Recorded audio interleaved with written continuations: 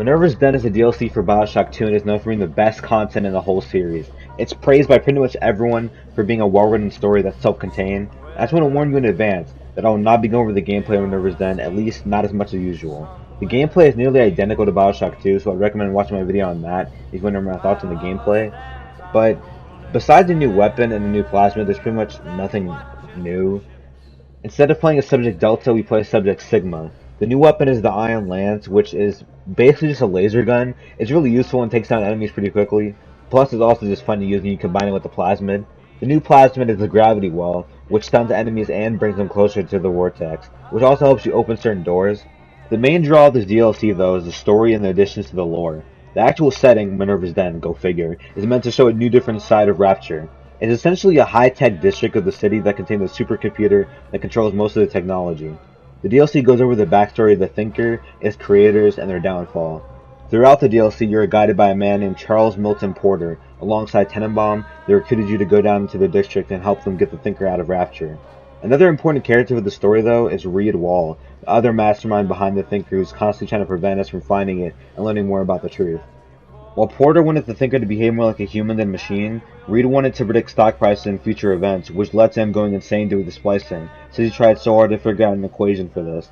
One of my favorite audio logs in any game in the series is from Andrew Ryan.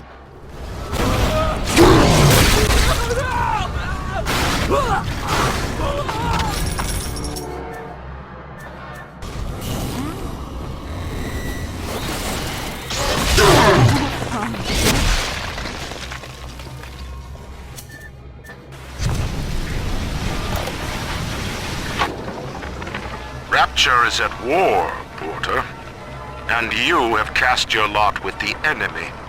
Your concerned associates provided me with a recording of your own voice, swearing loyalty to Fontaine and his gangsters. Evidence of treason. My men are already on their way. The Thinker no longer needs you. Take pride in that. Mr. Wall is qualified to ensure that it is used in the city's best interest. Eventually, a man's dream exceeds him, and his work becomes his legacy. For you, Charles, that hour has come. Throughout the audio logs, you see Reed start to grow more and more upset that Porter is wasting the potential of the Thinker.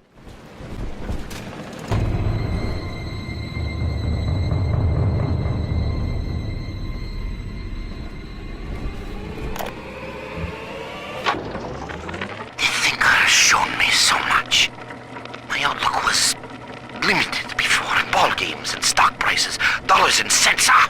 No, the numbers spiral out. They touch everything. Hidden within them lies a predictive algorithm for you, for me, for the destiny of the base allele to the stretch of a galaxy's arm.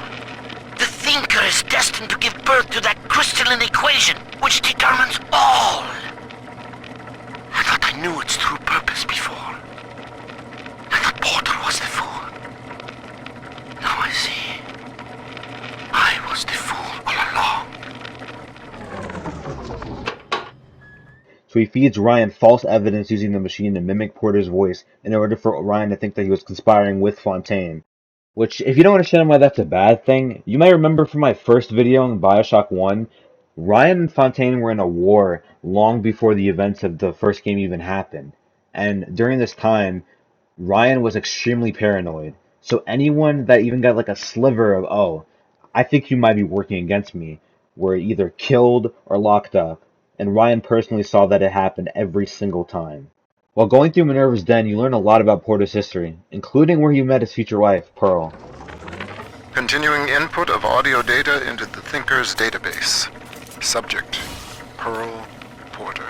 Closer now into the recorder. I don't know what to say, Milton. This is Mrs. Pearl Porter speaking. That's the way. And I'm recording this message with my brilliant husband, whom I love very much. And, I am so looking forward to seeing London. That wasn't so hard, now was it? Won't you be glad that we have these to listen to when we're old and gray? He's then recruited in World War II where he must fly to England and be part of a code-breaking team. He brings Pearl to London where she's killed during a bombing that traumatizes him. He's then invited by Andrew Ryan to be part of Rapture where he begins to work on the Thinker. He even shows the Thinker audio recordings of his wife and even runs a test as he feels capable of recreating human speech and emotions. The Thinker's independent reasoning processor has been running for several months now. Standardized intelligence test scores continue to rise, beginning daily voice synthesis test. Good morning, Thinker.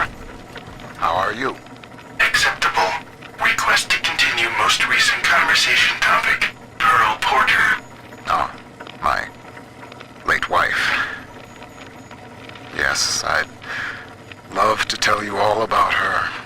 I have a number of old audio recordings we made together that you could listen to, if you'd like. Acceptable. Begin input of data regarding Pearl Porter. You took the words right out of my mouth, friend. Continuing input of audio data into the Thinker's database. Subject: Pearl Porter.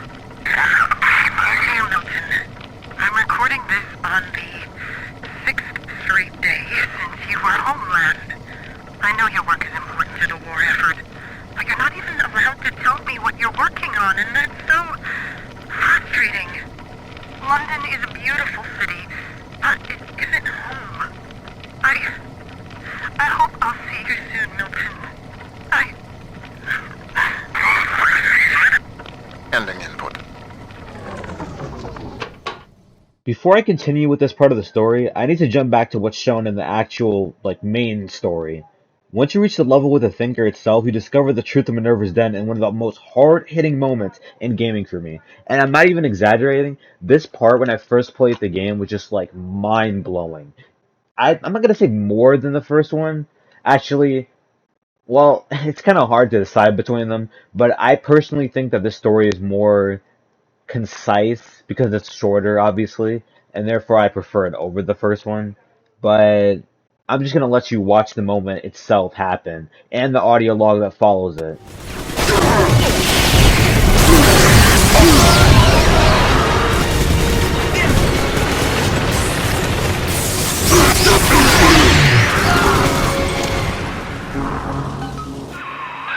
Quickly, take the administrator punch card from Vol's body and reactivate the Thinker.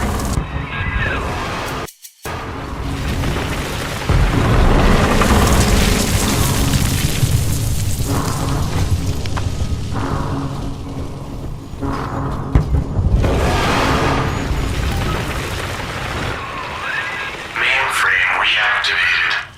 Confirming user's genetic identity. Genetic identity confirmed. Alpha series. Subject Sigma. Former identity. Charles Milton Porter.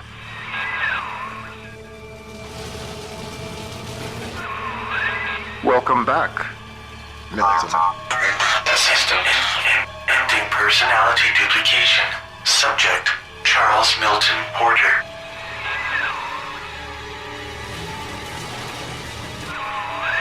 You see now why I let the machine speak for you, Mr. Porter.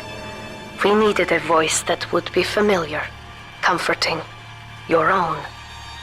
With that copy of the Thinker's programming, we may return to the surface and use it to restore you to the man you once were. Please, collect the printout and meet me at your bathysphere dock. Take your time, Mr. Porter. I will be waiting.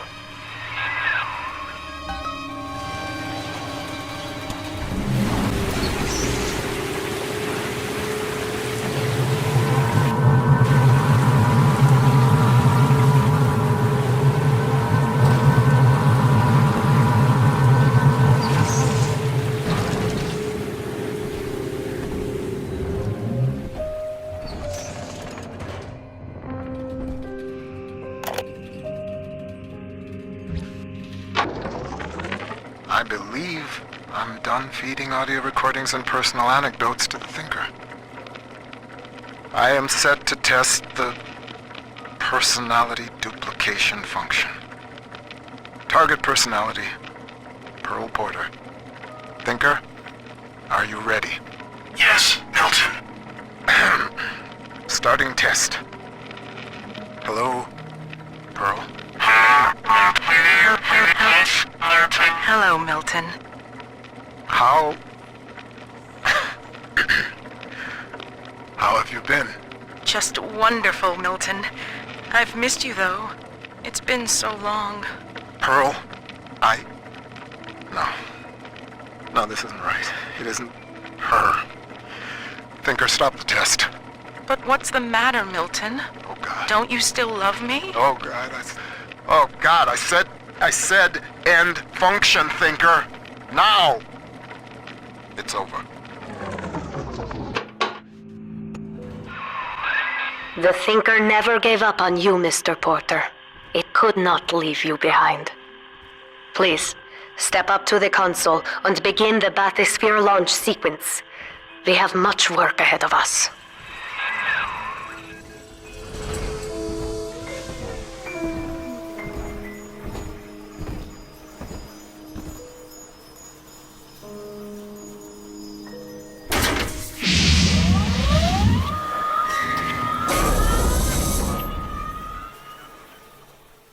The story of Minerva's den surrounded itself around a lonely guy who lost his wife during the war. He was betrayed by the man he trusted the most, had his revolutionary technology stolen from him, and was now turned into a Big Daddy. After he was arrested on false charges, he was turned into Subject Sigma. I have tried to keep you from the heart of the machine. You did not listen. When the pangs of familiarity sting you, my friend, you will have only yourself to blame.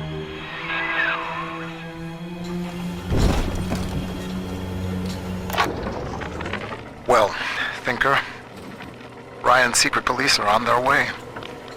They cooked up some kind of evidence against me. Treason, they say. I've heard what happens to folks who get disappeared, come back as one of those metal daddies. So, I'm leaving you with something to cogitate on in my absence. Inputting Rapture Departure Protocol. Figure a way to get yourself out of this city, Thinker. You've got to live on, no matter what happens to me.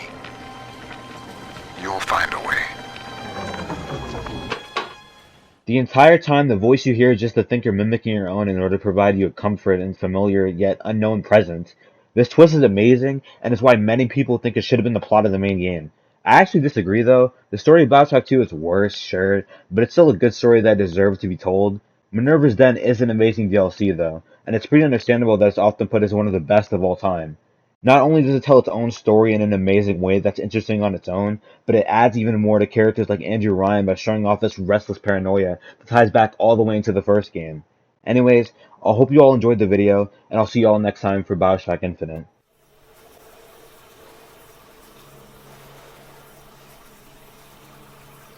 I lived through the Blitz, Pearl, and the fall of Rapture. They took my memory, my voice, everything that made me a man, but nothing ever scared me so much as saying goodbye. I wanted to save you. I couldn't resist trying to bring you back the only way I knew how. But you didn't want that. I know it now, and I think I'm finally ready to let you go your way. I stand here with the sun on my face, and it's almost like I can feel you smiling. Goodbye, Pearl. I love you more than I've got words for. Milton.